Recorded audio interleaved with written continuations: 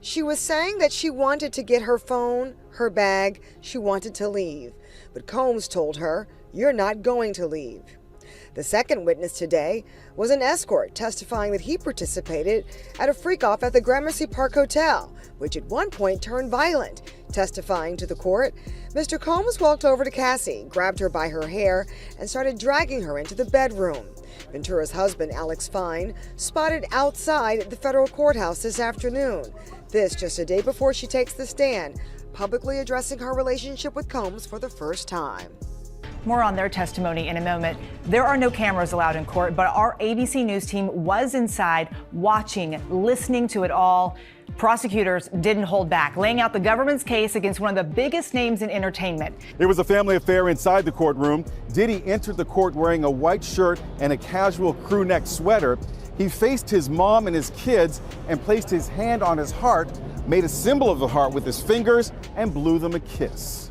I'm Eva Pilgrim. Thanks for streaming with us. The highly anticipated trial against Sean Diddy Combs is now underway. It was a whirlwind day. A jury was seated. Opening statements were delivered, and the first two witnesses, a male escort and a former security guard, were called. He faces the possibility of spending the rest of his life behind bars. He's denied all charges. And just a warning, this story contains accounts, descriptions, and visual content of actual or alleged events that some may find disturbing. The most anticipated trial of the year officially underway in New York City. Music mogul Sean Diddy Combs facing life in prison on charges of trafficking, racketeering, and transportation to engage in prostitution. It's day one of the celebrity trial gripping much of the nation. Sean Diddy Combs, once one of entertainment's most powerful moguls, accused of crimes so heinous. Sean Diddy Combs' family leaving court. 6 children were in court today, seated in the second row along with his mom. He blew a kiss to them at one point, and Diddy wearing what has now been a classic look for this trial, a collared shirt and a pullover over that and some khakis. But you could see his mood change throughout the day as we first heard from the first two witnesses from the prosecution. They say the public knew Sean Combs as Puff Daddy or Diddy, a businessman, larger than life. But prosecutors argued there was a darker side to him. The Sean Diddy Combs trial has started, and I told you that I would give you an update when it's pertinent. So a lot of things have happened today, including they have chosen the 12 jurors that will decide Diddy's fate.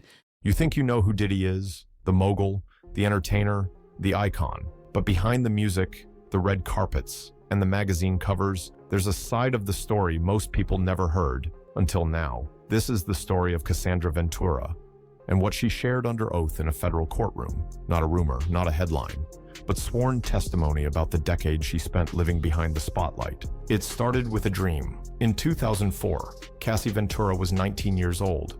A dancer, a model, an emerging voice in the music industry. She was from Connecticut, quiet, creative, focused. Music was her outlet, her passion, and eventually her ambition. That same year, she met Sean Diddy Combs. He was 37, already a global brand, the founder of Bad Boy Records, a man who turned artists into icons.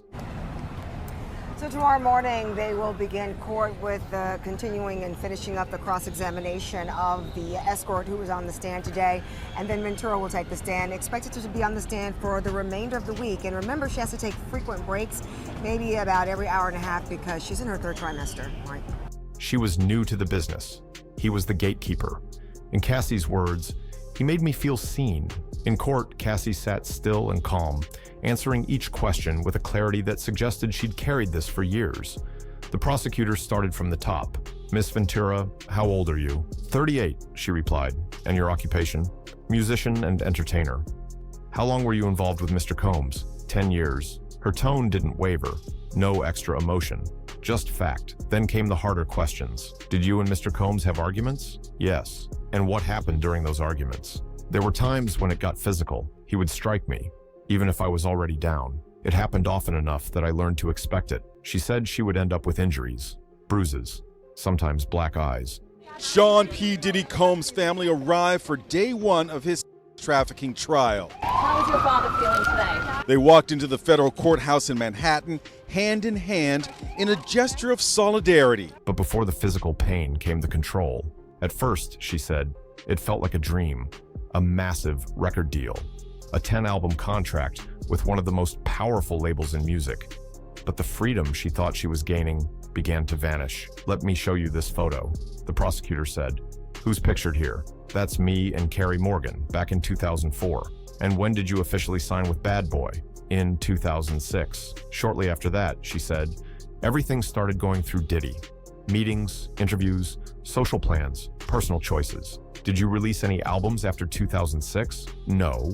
She described a growing sense of being watched and edited. One thing that really stands out that she says is that at one point Diddy had a knife inside her mouth and then says, "I'm going to give you a Glasgow smile," which is, slitting someone's cheeks.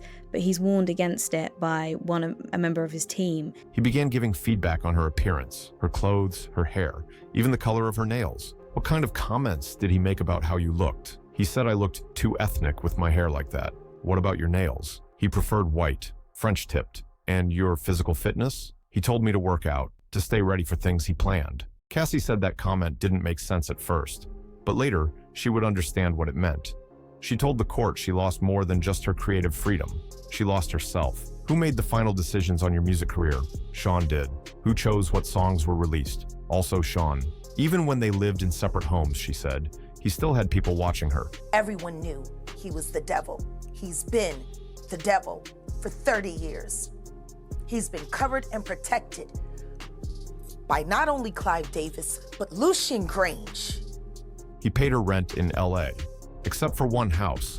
"Why did you pay for the Studio City property?" "Because I could, and I wanted some control." "Was that control accepted?" "Barely." She said assistants were always around, sometimes reporting back to him, sometimes following orders. Who were some of those assistants? David James, Christina Courtroom.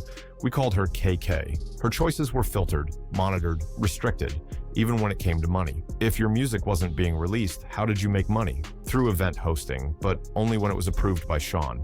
The last hearing before Sean Combs' trial starts. When he walked into federal court today, he appeared to be looking for his family. They've pretty much been at all of the hearings that I've been to, but there was no presence of his sons or his mother or his sister who had previously been at those hearings. She mentioned her former manager. "What did your manager say about your situation?" "That he was managing me with one hand tied behind his back. He had to get everything cleared by Sean." Publicly, she said, it looked like she had everything.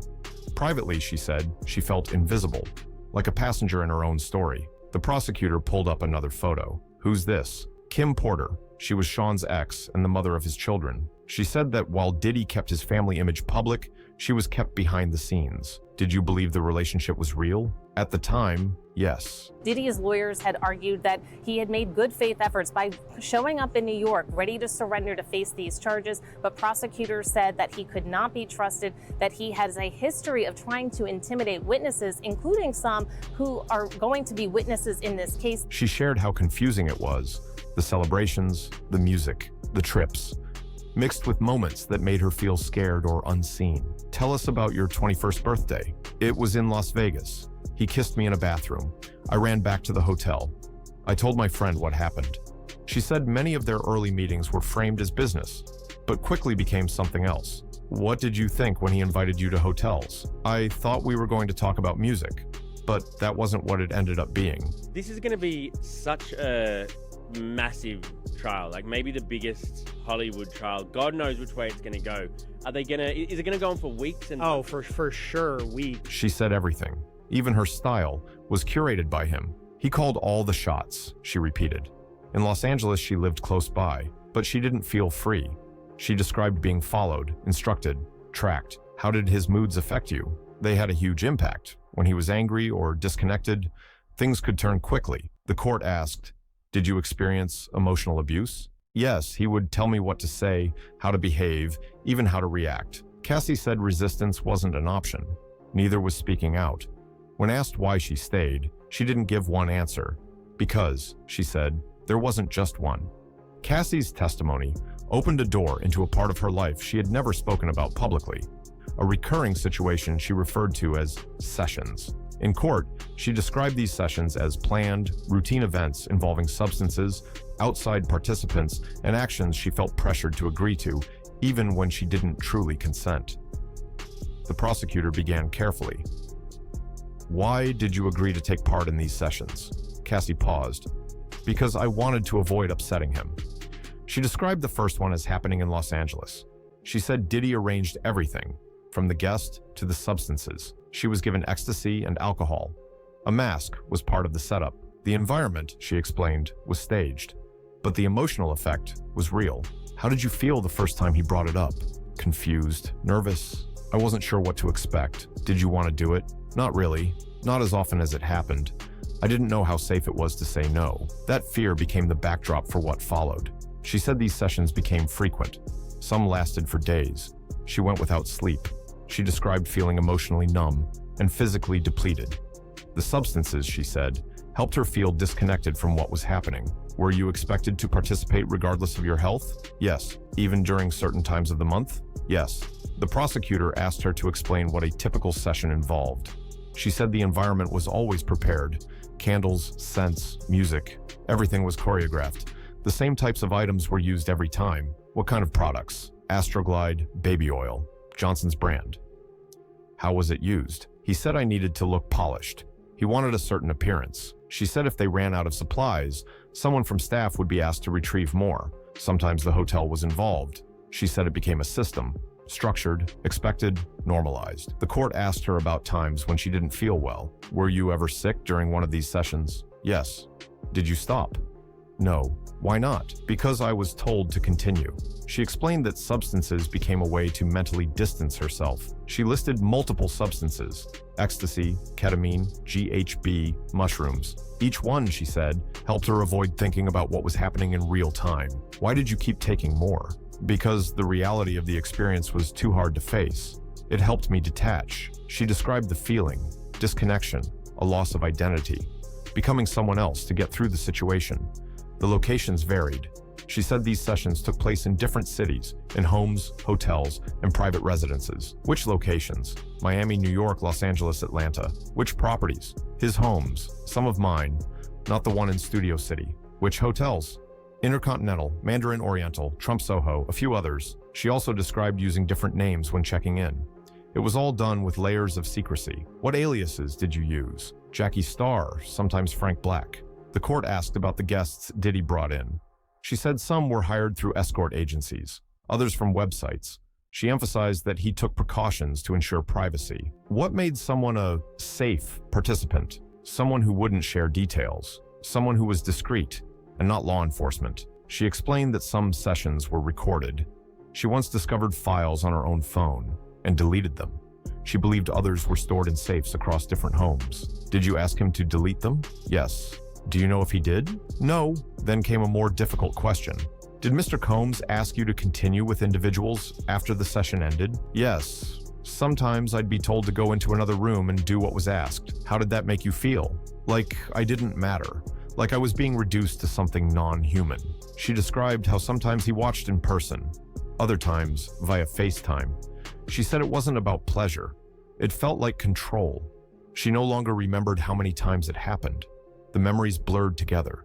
She said the more it happened, the more she disconnected. How long would these sessions last? Up to 4 days, no sleep, just trying to get through it. Did you want to stop? Yes, but I didn't have the strength to say it back then. She described a moment when she tried to leave early, an event she had to attend. She needed to look okay in public, but she said Diddy became angry when she tried to leave mid-session. Where was this? The Intercontinental in Century City. What happened? He got physical with me before I made it out. She described making it to the elevator. He followed, grabbed her by her hoodie and her neck. She said there's security footage of the incident. The prosecution played it in court. What are we seeing here? I'm trying to use the hotel phone. And Mr. Combs? He's taking my phone, my bag. She didn't cry during that moment, but the courtroom fell silent. This, she said, was the reality she lived in, and the price she paid when she tried to break away. Even after all of that, the footage, the silence, the stress, she stayed. Because at that point, she said, leaving wasn't something she believed was allowed. By the end of the 10-year relationship, Cassie said she felt hollowed out, not just emotionally, but professionally, financially, and spiritually. No albums, no royalties, no autonomy. What began as a dream record deal became, in her words, a life she couldn't recognize. The prosecutor shifted focus to what happened after the sessions ended. The aftermath. What else did Mr. Combs pay for during that time? Cars, rent, clothing.